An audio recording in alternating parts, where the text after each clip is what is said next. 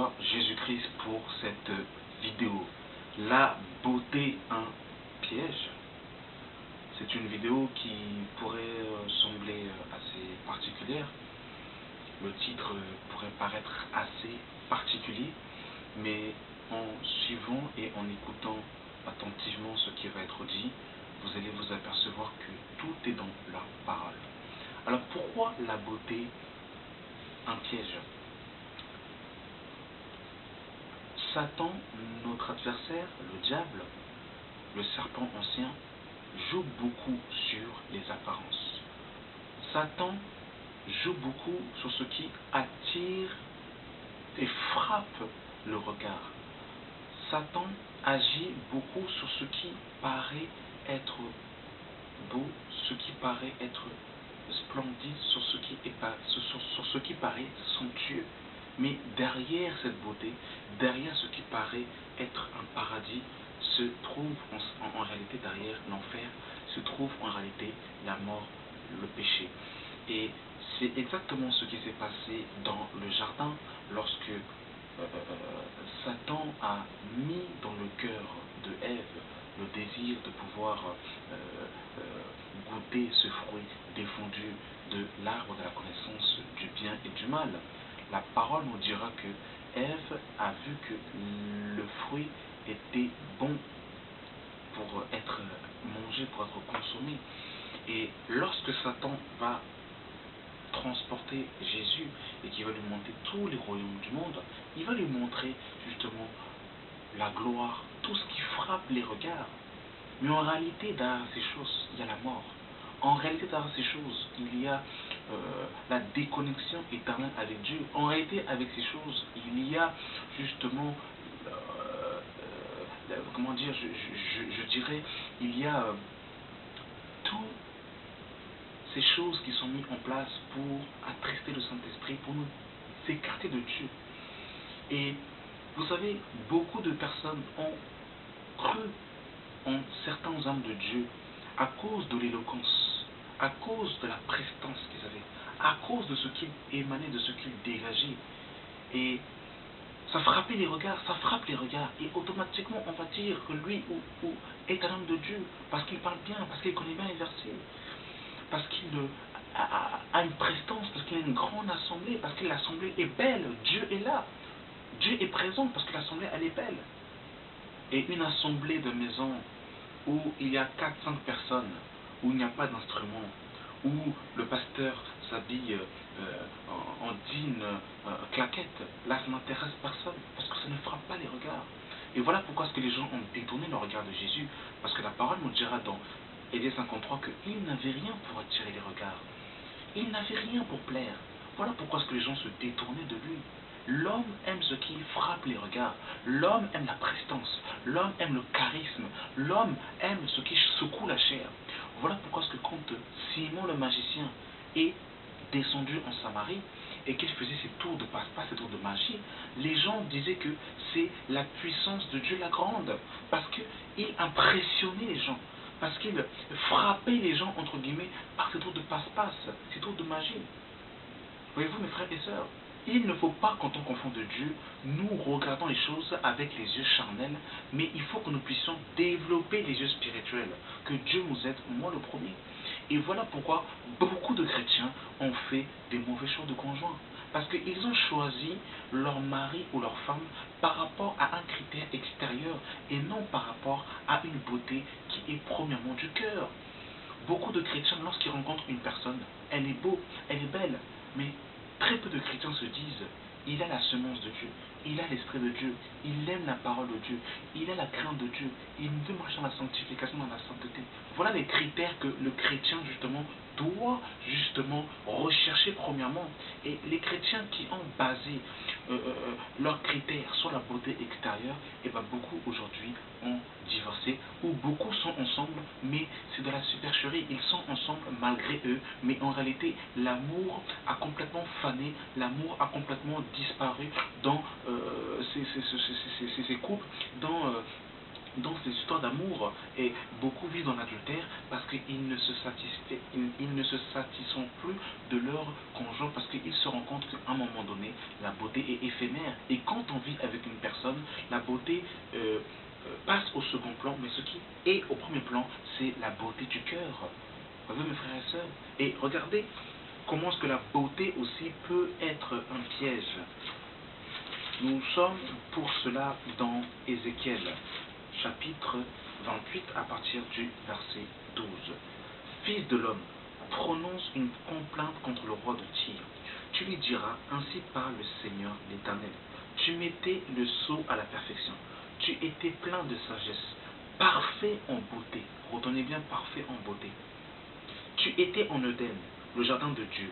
Tu étais couvert de toute espèce de pierres précieuses, de sardoine, de topaz, de diamant, de chrysolite, d'onyx, de jaspe, de saphir, d'escarboucle, d'émeraude et d'or. Tes tambourins et tes flûtes étaient à ton service, préparés pour le jour où tu fus créé. Tu étais un chérubin protecteur aux ailes déployées. Je t'avais placé et tu étais sur la sainte montagne de Dieu. Tu marchais au milieu des pierres étincelantes. Tu as été intègre dans tes voies depuis le jour où tu fus créé, jusqu'à celui où l'iniquité a été trouvée chez toi. Par la grandeur de ton commerce, tu as été rempli de violence et tu as péché. Je te précipite dans la montagne de Dieu et je te fais disparaître, chérubin protecteur du milieu des pierres étincelantes. Ton cœur s'est élevé à cause de ta beauté. Ton cœur s'est élevé à cause de ta beauté. Tu as corrompu ta sagesse. Par ton éclat, je te jette par terre. Mes frères et sœurs, ici, il est question de Lucifer, qui avait été créé parfait et qui avait beaucoup de pierres précieuses autour de lui et qu'il était sage et il était parfait en beauté. Et la parole nous dira qu'à cause de sa beauté, mes frères et sœurs, il a été précipité. Mes frères et sœurs, il a été précipité à cause de sa beauté. Vous vous rendez compte, mes frères et sœurs? Voilà pourquoi est-ce que l'humilité est l'arme par excellence pour tenir face à ces choses, parce qu'il s'est élevé et Dieu l'a précipité. Mes frères et sœurs, alors toi, mon frère, qui n'est pas encore marié, qui cherche une femme à cause de sa beauté, eh bien, sa beauté peut te précipiter en enfer dans l'abîme. Toi, ma sœur, qui cherche un homme de Dieu, qui, soi-disant, quand il parle, l'onction coule, que, soi-disant, tu cherches le deuxième Moïse, tu cherches le deuxième Paul, eh bien, tu peux aussi être précipité si tu t'arrêtes uniquement à l'éloquence. Si tu t'arrêtes uniquement parce qu'il connaît les versets bibliques, tu peux te retrouver avec un catcheur et il peut te frapper parce que tu auras regardé seulement l'aspect extérieur. Et regardez, nous sommes dans Ézéchiel toujours, chapitre 15. Chapitre 16, pardon, à partir du verset 6. Je passai près de toi, je t'aperçus baigné dans le sang. Et je te dis, vis, et je dis, vis dans ton sang. Et je dis, vis dans ton sang. Je t'ai multiplié par 10 000 comme les herbes des champs. Et tu pris de l'accroissement. Tu grandis. Tu deviens une beauté parfaite. Tes seins se formaient. Ta chevelure se développa. Mais tu étais nu, entièrement nu. Je passais près de toi. Je regardais et voici, ton temps était là, le temps des amours. J'étendis sur toi le pan de ma robe. Je couvris ta nudité. Je te jurai fidélité. Je fis alliance avec toi, dit le Seigneur, l'Éternel. Et tu fus à moi. Je te lavai dans l'eau. Et je fis disparaître le sang qui était sur toi. Je t'oignis avec de l'huile. Je te donnai des vêtements brodés et une chaussure de peau, teint en bleu. Et je ceignis le fin lin, et je couvris de soie. Je te parai d'ornements. Je mis des bracelets à tes mains, un collier à ton cou. Je mis un anneau à ton nez, des pendants à tes oreilles et une couronne magnifique sur ta tête. Ainsi tu fus paré d'or et d'argent, et tu fus vêtu de fin lin, de soie et d'étoffe brodée. La fleur de farine, de miel et d'huile furent ta nourriture. Tu étais d'une beauté accompagnée digne de la royauté. Et ta renommée se répandirent parmi les nations à cause de ta beauté, car elle était parfaite grâce à l'état dont je t'avais orné, dit le Seigneur l'Éternel. Verset 15. Mais tu t'es confié dans ta beauté, et tu t'es prostitué à la faveur de ton nom. Tu as prostitué tes prostitutions à tous les passants, tu t'es livré à eux.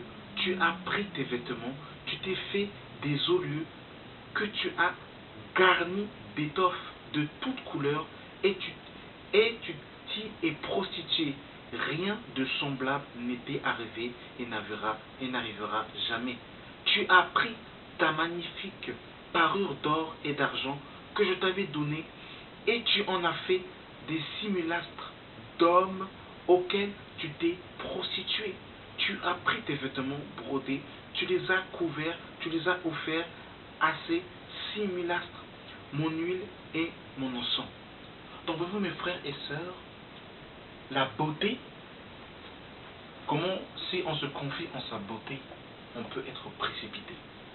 La beauté peut être physique, elle peut aussi être une prestance, ce que l'on a, un charisme, quelque chose que l'on dégage, qui peut être une beauté. La beauté, c'est aussi ce qui frappe les regards. Et quand on se confie à ce qui frappe les regards, mes frères et sœurs, et qu'on y met son orgueil, on peut être précipité. Voilà pourquoi l'humilité précède la gloire. Que Dieu nous aide, mes frères et sœurs, et que Dieu nous garde de ce qui frappe les regards. Le prophète Samuel, lorsque le Seigneur l'avait envoyé pour aller oindre David, le prophète Samuel a regardé à ce qui frappait les regards. Et il a voulu choisir le grand frère de David parce qu'il avait une prestance, un charisme selon la chair. Mais le Seigneur dira, je ne regarde pas, je regarde au cœur et non ce que les hommes regardent.